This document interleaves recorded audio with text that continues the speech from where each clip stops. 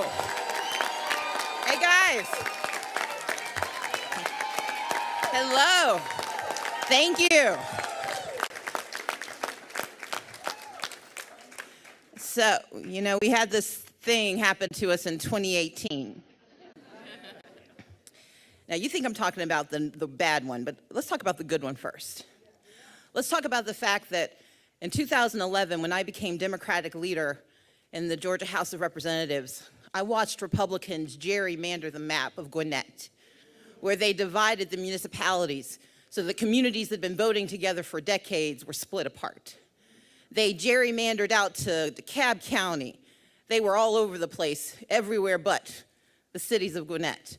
They were doing their best to separate us because, you see, Gwinnett was changing. A county that had been one race for so long had now become the most diverse county in the state.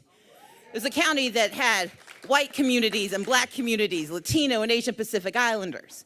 But more importantly, it had Gwinnetians who were working together, who didn't think that race was a reason not to work together, who connected with one another across city lines and across community lines, bound together by a belief that Gwinnett was capable of more. And yet, when that map was drawn, it was the most gerrymandered map possible. Because despite its voting history, by the end of 2011, its map said that you guys couldn't talk to each other anymore. That if you lived in the wrong neighborhood in Lawrenceville, you weren't going to get to elect the right person to help you. Well, in 2018, you guys decided to tell them the truth about Gwinnett. In 2018, a Republican-dominated delegation became 16 Democrats and 8 Republicans. A delegation that only had a handful of people of color is now nearly majority people of color.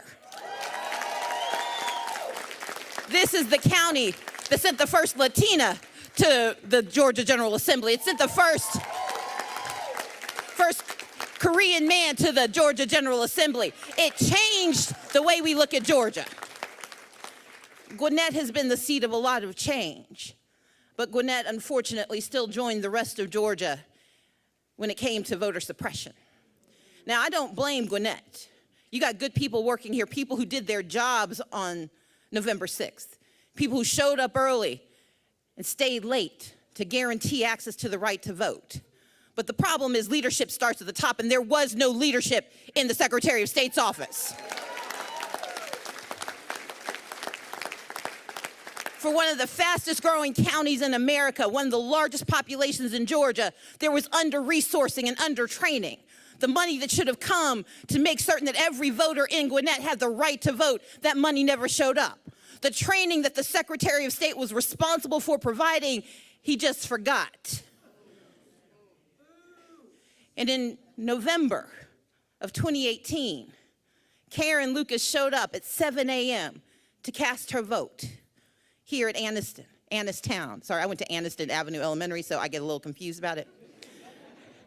But she came to Annistown to cast her vote, only to find that she was going to have to stand in line for 4 hours. Who has a job where they say you can wait 4 hours to show up to work? Who has a boss that says it's okay for you to be delinquent in your duties so that people have to stay here from 7 a.m. to 11 p.m. to make sure justice is done? That shouldn't happen in Gwinnett. It shouldn't happen in Georgia. And yet it was the story for Gwinnett. You see, on that day, November 6th, Gwinnett proved that you are the future, but that we are still mired in a past of voter suppression and voter intimidation and mistakes made, but we are going to correct those mistakes in 2020. We are going to correct those mistakes.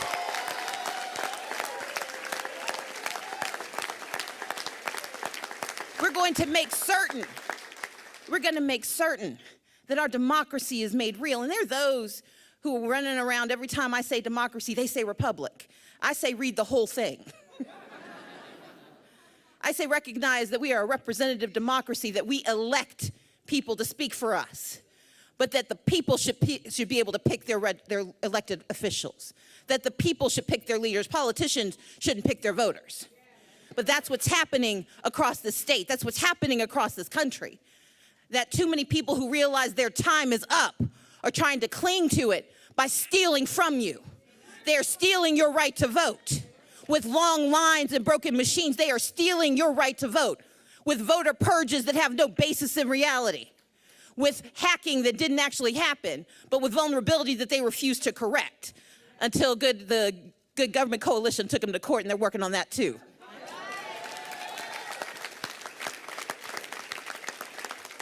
You see, to have a fair fight in Gwinnett County, to have a fair fight in Georgia, we've got to make certain that absentee ballots get counted when they are cast.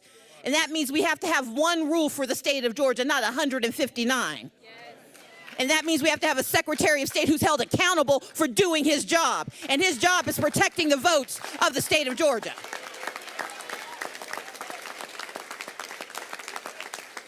We live in a county where poll workers were told not to allow translators into the polls in violation of federal law, and we had to take them to court about that too. And we won again. But the thing is, you shouldn't have to go to court. You shouldn't have to go to court to use your rights, the most fundamental right of being an American citizen. If you have the right to vote, that right should not be infringed. There shouldn't be a poll tax that happens because you work down in Fulton and it takes 7 hours to get back to Gwinnett. There shouldn't be a poll tax because they have forgotten that naturalized citizens are Americans too. We have to be a state led by Gwinnett that understands that our victories are shared, that our values are shared, but that we have the responsibility to see the future and then build it. I've been asked about what I was going to do next because I'm not the governor of Georgia, despite people thinking I'm confused about that. If I was governor, we have a whole lot of things different right now.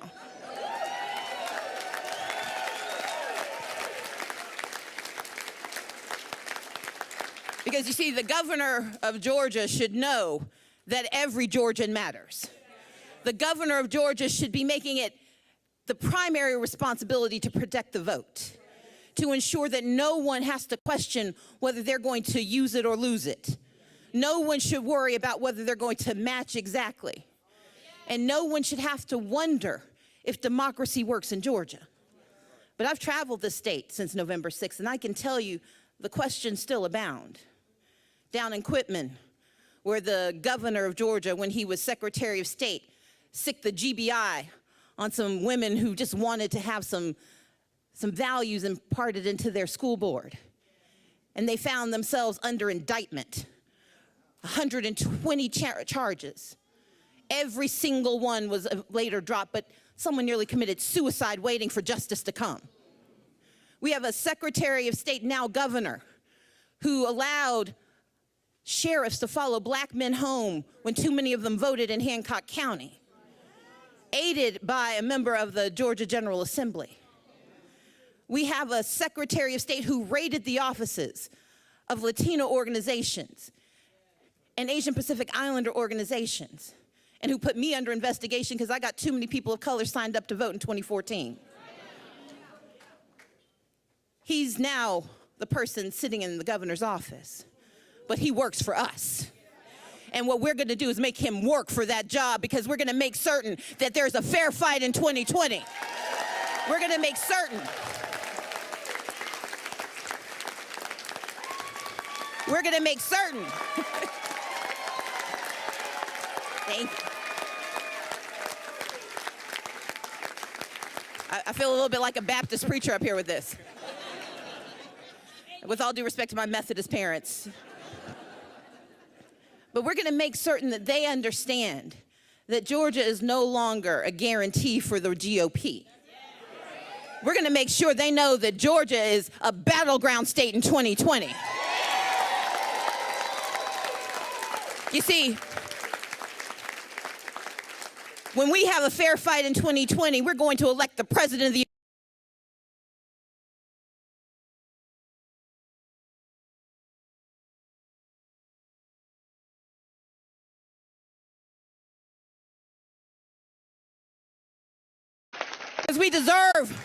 We deserve a president who believes in our people, and we deserve a senator who works for the people. But we're going to take back the Georgia House of Representatives.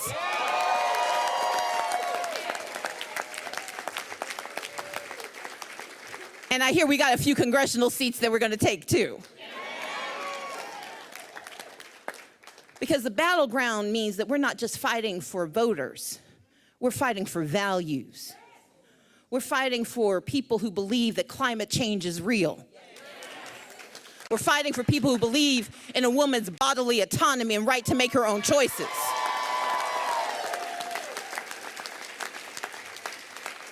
We are fighting for education, for public education and public transit and public responsibility. And we're fighting for economic opportunity. We're fighting to make sure that you don't have to work 2 jobs to make 1 living. But that means we've got to be able to elect our representatives, that we have to be able to elect our leaders. But we have to also make certain that our voices carry beyond the boundaries of Georgia. You see, I grew up in Mississippi. I came of age in Georgia. I was born in Wisconsin, went to school in Texas, went to school in Kentucky, Connecticut. I'm not moving again. And so, I'm making my stand here in Georgia.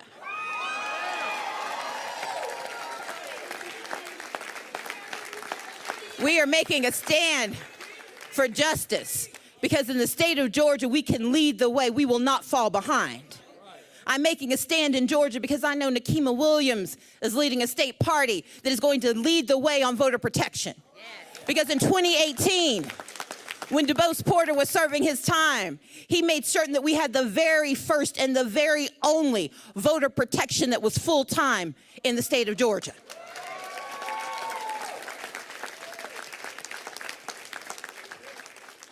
And what DuBose and Rebecca started, Nikema and Scott are continuing. Because what we're going to guarantee around the country is a fair fight. We're going to establish voter protection teams like the one we had here in Georgia, where you have full-time investment in making certain that local volunteers get the resources they need, that those poll workers who are doing the best they can have someone advocating for them at the Capitol. We're going to make certain that people are being trained, that they get the resources they need and they can stand up and scale up.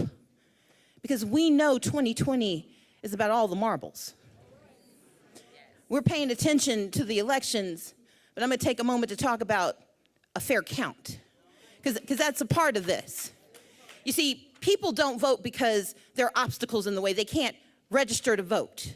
They can't stay on the rolls. They get on the rolls, they stay on the rolls, but they can't cast their ballot because of long lines and closed polling places. And if they get through all those hurdles, they find out their votes didn't count. And that's the Secretary of State's fault. And we're fighting every day to make it right. But we also have to make certain there's a fair count in the state of Georgia. Because just as hard as they're working to keep our voices silent as voters, they're trying to make sure we don't get seen as Americans.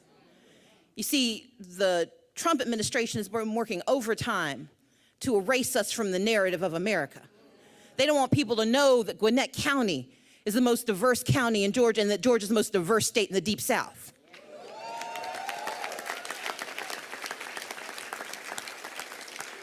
Because the reality is they know that our voices are our power, that democracy is our power.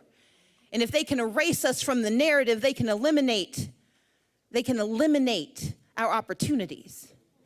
And so we launched Fair Count, which is making sure you get counted. We launched Fair Fight, which has been fighting through legislation and litigation and advocacy. And now we have Fair Fight 2020, because those were nonpartisan organizations and they remain nonpartisan. I don't have that problem. I'm a Democrat.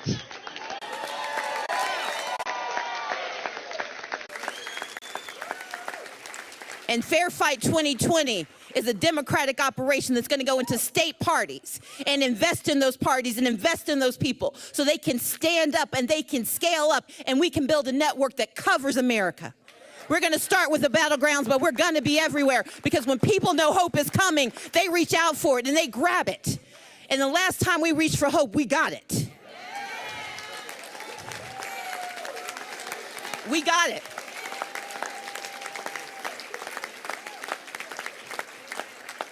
And so I'm here today to say thank you to Gwinnett County.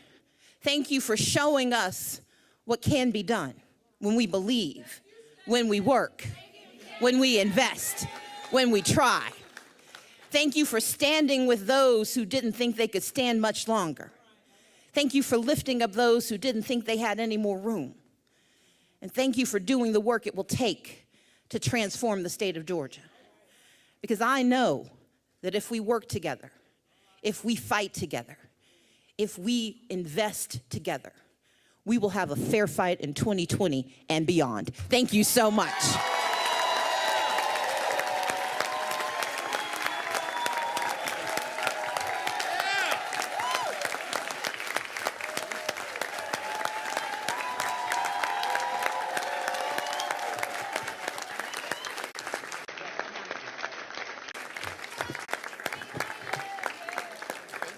So y'all have your marching orders now. And if I know one thing, it is when Stacey Abrams tells you to do something, you do it, y'all. So, any questions? Uh-huh.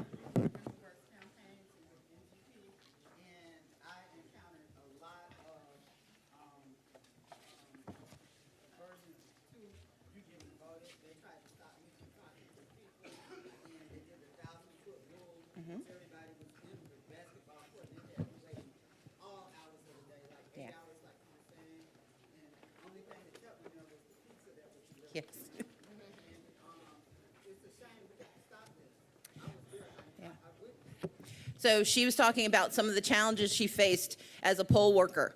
We know that we've got good people working here in Gwinnett, but what we've got to demand is that they get the support and the investment that they deserve from Atlanta, that the Secretary of State do his job and invest in the poll workers. But she also pointed out that sometimes voter protection isn't just about making sure people can get inside, it's making sure we're outside with them, with pizza, with information, so that they don't leave. Because one of the ways voter suppression is most effective is it doesn't just block you from voting, it convinces you your vote doesn't matter. It convinces you this just isn't worth all the time and the energy.